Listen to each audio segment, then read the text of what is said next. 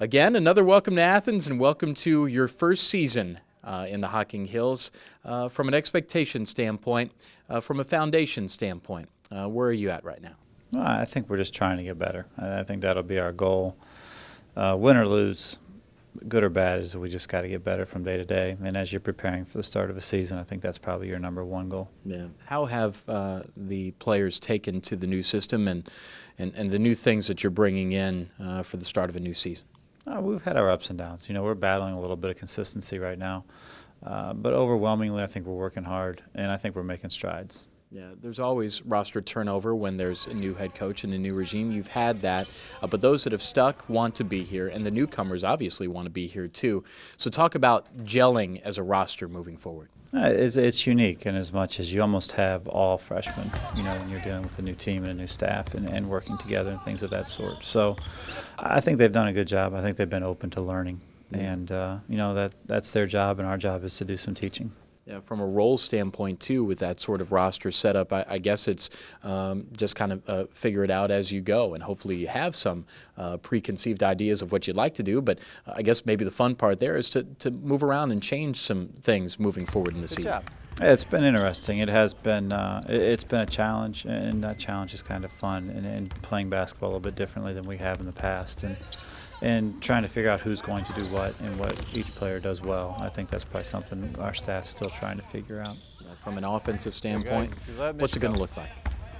Oh, I don't know. I hope it looks good. I hope it looks good. What would you like to do? What are your druthers as far as X's and O's, and how you'd like to line it up and how you'd like it to look? Well, we got to shoot the ball better. I think that if you look at us statistically speaking, last year we turned it over too much and didn't make enough shots. Mm-hmm. So we're working real hard on that and trying to figure out different ways to get makeable shots for each player. And again, that comes with learning each player's strengths and weaknesses and putting her in a position to be successful. Yeah. So, it's still very much in the forming stages of what it'll look like, and we got to figure out what we can do well. Yeah, you can help yourself on the offensive end if you play good defense too, and that's all about working hard.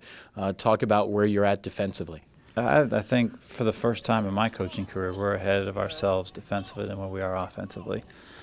Which is a little bit odd, a little bit uncomfortable, but this is a new challenge, and the way the game's being called has changed things a little bit, and I think you've got to be better defensively now than you've ever been before.